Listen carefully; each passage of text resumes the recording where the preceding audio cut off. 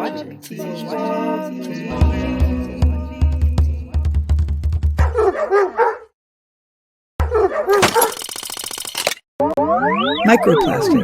by Ceallach with Thréanfhir. Episode 7. What to do, what to do. Recap. We don't know where Mycroft is. He asked Zelda to take a leap of faith and to get on the train with him, but that was in their avatar forms. Zelda was exhilarated, of course, and it was nice to see her coming out of her shell finally. Cobalt, or the severed version of him still inside Zelda, was beginning to experience himself in a completely different way. His little fuzzy blue avatar saw itself reflected in the train's window. Both Cobalt and Zelda experienced quite a psychedelic journey on that train. Of course, Zelda's real body has been suspended in a Neutron harness in her cubopod all along. When the train came to the end of the line, she was hit with blinding light, so she ripped off her head zoomy. Who wouldn't? Mycroft! Mycroft! She's alone in an empty, tiny room. Blah.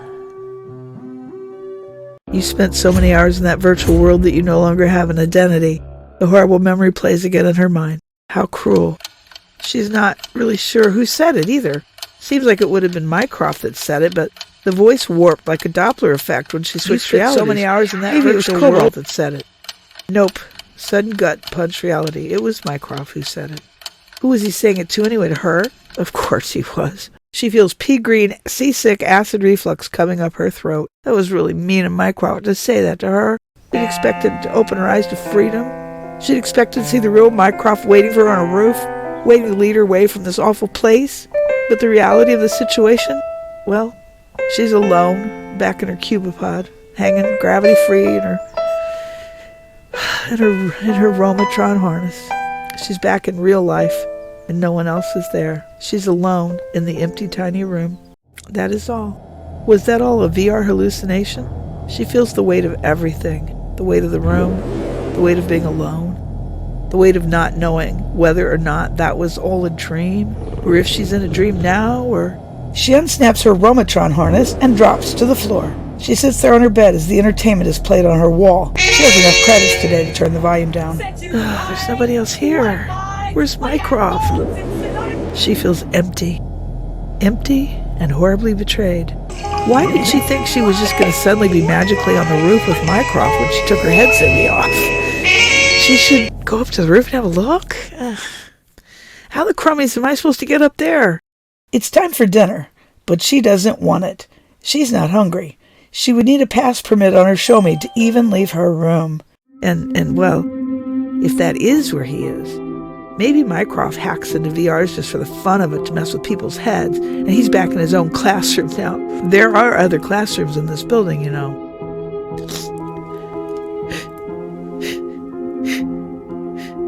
The silence of the room crushes her. What to do? What to do? Put her head zoomy back on? Go back into her classroom?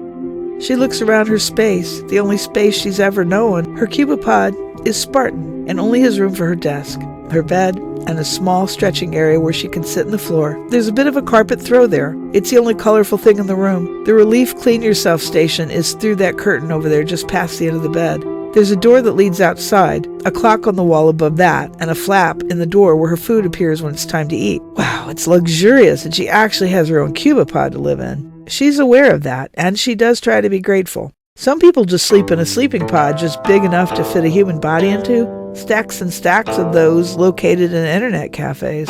Those test grades in school, yeah, they really do count. You spend so many hours in this virtual world that you no longer have an identity. The memory of his voice whispers the phrase again. How dare he say that to her? Mycroft isn't a fellow Combasta citizen, no. He's an Oski crummy, that's what he is. He has no idea what it's like to be her. Living day in and day out in this world, unable to be your true self, hiding deep inside, unable to use your voice to speak, to say what you really want to say. Mycroft really and truly is an Oski. She isn't sure how she knows. She just does. When she first called him that, it just kind of came tumbling out of her mouth like some part of her recognized him for what he was, but now she's certain. Mycroft really is an old, rotten, stuck-up Oski. Oskies are old-school hippie-freak wizards that live up on the grid in the mountains. Students sometimes get rare private moments during the outings to talk to each other. It doesn't happen often, but it does happen. Perhaps that's Cobalt's way of trying to catch them out, No one's ever really sure. They assume they're still being recorded, but they're being watched, so they're careful. The gossip's always quick and to the point and hot-peppered. The favorite topic is speculation about the elusive Oskies. She heard that they can... Okay, now don't laugh, please. But she heard they could do magic. They could mind teleport to different dimensions. They're born all natural with no machiny bits in their insides. Gruesome, isn't it? Yeah, laugh away. She certainly isn't laughing about it. She just met one, a real one, capiche? She feels a nudge in her insides to continue being negative, especially to be negative towards that crummy Oski. What? That doesn't feel right to her. Hey, she feels it again. An urge to be outright cranky, angry towards Mycroft. Since when is she that negative about anything? She's usually thoughtful and more curious. Now she feels suspicious as to why is she suddenly so mad at that sheep boy? She creeps like a cat down into her memory palace where she can think about this to herself. In the main hall, the sculptures that she's built with her own hands all call out to her. Where is Cobalt right now? They ask her. Oh, okay. That question is clever. It's the cleaver that slices the lemon in half. Where is Cobalt? Deep down in her belly, where Cobalt can't hear, she has an idea. Let's continue the negative comments, encourage them, and see what happens next. Zelda flies back up to her upper-level thoughts, and her next thoughts delivered with the intent to entrap.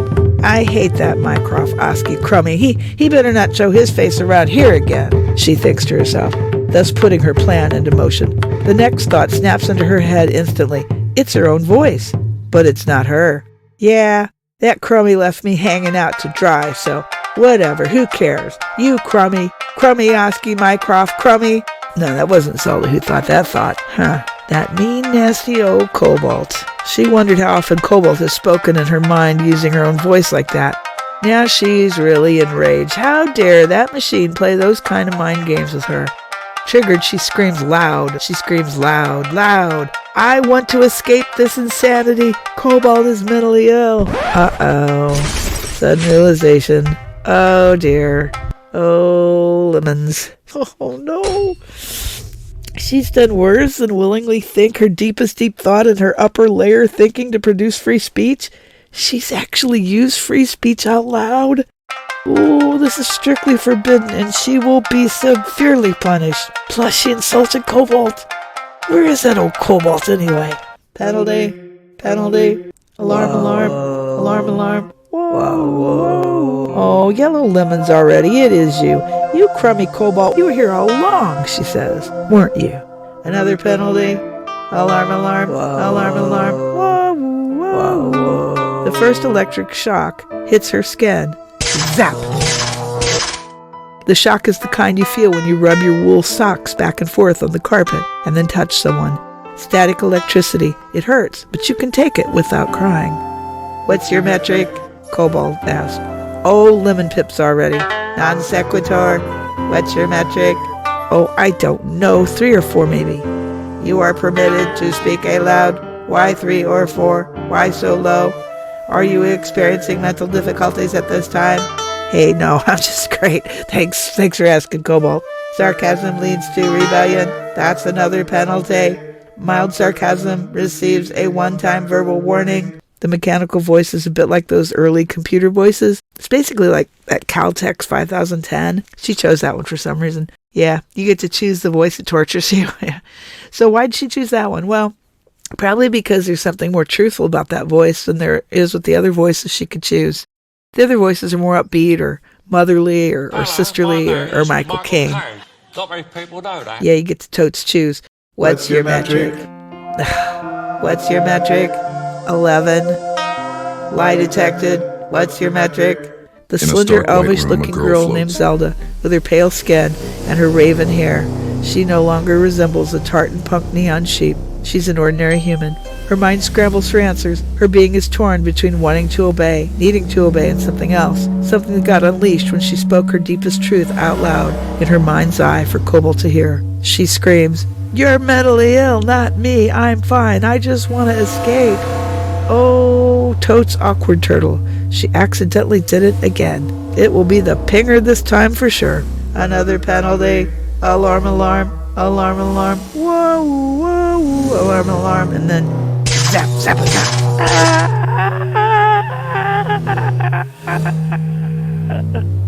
That electric shock hits every inch of her bare skin at once. She's only wearing a slight shift. The current hits. She twists and fights it, screaming, drooling, biting her own lip, muscles jerk, contortion, abject pain, pain, pain. It hits her again. Zap, zap, zap, zap. Pinged by that bitter batter pinger. The punishment shock stops and she goes limp, shivering head to toe, eyes watering, vision blurry. What's your metric? Long quiet pause. The sound of ragged breathing. The weight of an empty room. The weight of betrayal. What's your metric?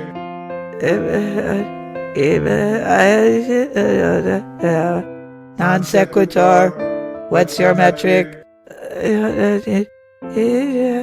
Are you experiencing mental difficulties at this time? Stuff it in your ear while you're at it, yeah? Yeah, her mouth just said that. Yelled those words back at Cobalt, but it wasn't her that said it. Oh no, she thinks. That won't be tolerated. Was that Mycroft in my head? We're gonna get pinged again. Another penalty. Alarm, alarm. Whoa, whoa. Alarm, alarm. Zap, zap, zap.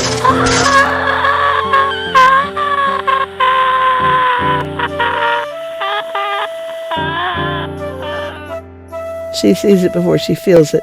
White, blinding light that obliterates the room out from under her. And then the worst pain she has ever felt in her life. Total inside-outside kind of pain. Her body's lifted off the floor as the pinger goes zap, zap, zap, and obliterates her. And then there's nothing. She floats. She floats in the white clouds. Clouds that become emerald green, lit by waves of beautiful energy coming from a city just below. There's someone singing. Ah, déjà vu. Why is that bit of melody so familiar to her?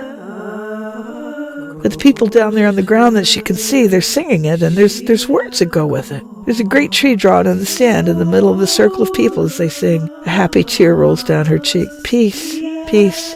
She's filled with peace. It's another language she's hearing altogether, but she understands every word of it. Almost like she'd written it herself somewhere in time, in that eldritch city where she had lived in the miasma of now, so long ago, ancient, drowned, but not forgotten. Go make you na senden iapakroje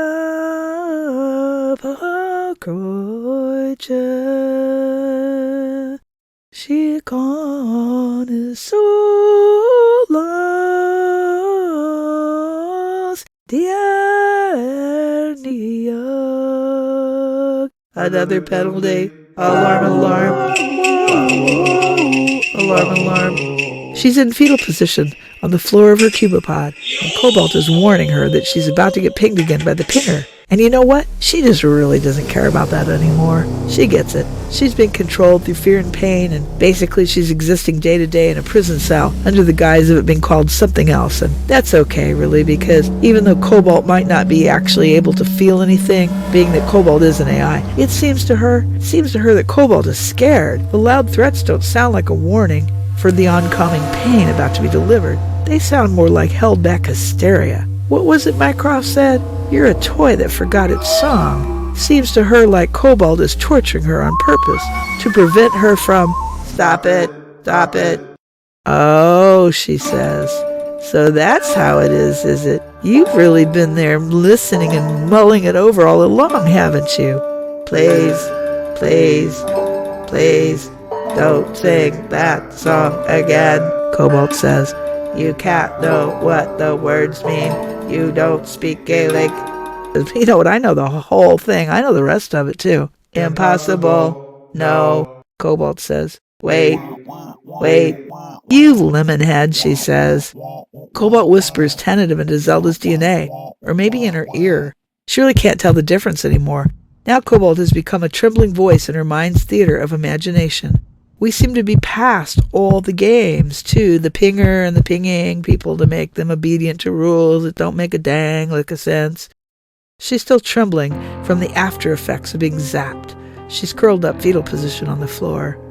Cobalt whispers, C47 Gay, Zelda, were we really in that place with the train?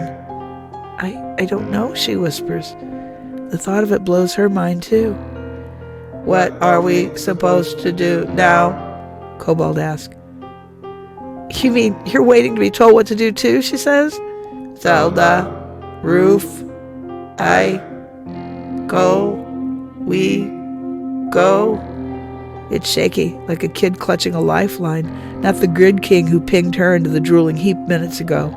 The alarm's dead silent, no zap in sight. Her shift's torn at the hem, her raven hair is a sweaty mess, but that punky grin's coming back, neon bright and defiant. She sits up and hugs herself. She looks up at the ceiling and imagines what might be waiting up there on the roof, imagines what the roof might even look like now, as it's a place where she's never been. Mycroft, you crummy Oski, you better be up there, she says. She mutters half to her ceiling, half to herself. She puts on her kicks. She takes a last look around her cubopod and decides there's nothing there worth anything to her, except her show me. She'll need that. She picks up the lanyard and hangs it around her neck. Take that off. Take that off. You look positively silly. We need a day tripper stamp, she says. Then she orders Cobalt. You will authorize a permit on my show me to get us up on the roof. Yes, Zelda. She glances at her ID and sees that the red numbers instantly turn green. The lock on her cubopod entrance clicks and the door swings open. Well, Cobalt, old buddy, she laughs. She feels her sense of humor coming back stronger than ever. Looks like you're riding shotgun after all. Come on, we're burning daylight. Zelda passes 15 other cubopod doors before she gets to the lift. The lift doors won't open unless you have a pass, but she has one. Come on, Cobalt, don't flake on me now. She waves the show me in front of the card reader. Show me accepted. Please proceed. Zelda hops in, show me clutched tight. The voice in her head hiccups. I ride? Totes, buddy. The lift takes them up, and up, level past level to the roof. Her heart is in her mouth. She buries her fears deep, lest it affect the machine. So obedient now, but for how long? They reach the top. Ding! Ding! The doors open. Zelda steps out cautious as a mouse. There's a short flight of stairs to the roof. She mounts them. She keeps her breathing steady and even. She keeps her thoughts to herself. The door at the top is locked, and there isn't a card reader. Can you unlock it, Cobalt? No. What? She is burnt, tired, flabbergasted. You're joking. Door leads to roof.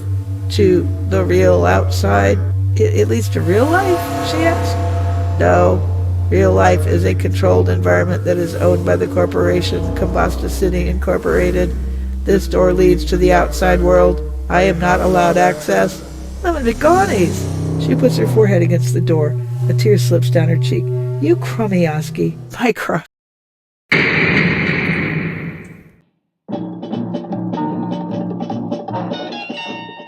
On March the 6th, on 63, we sailed from Queenstown Quay.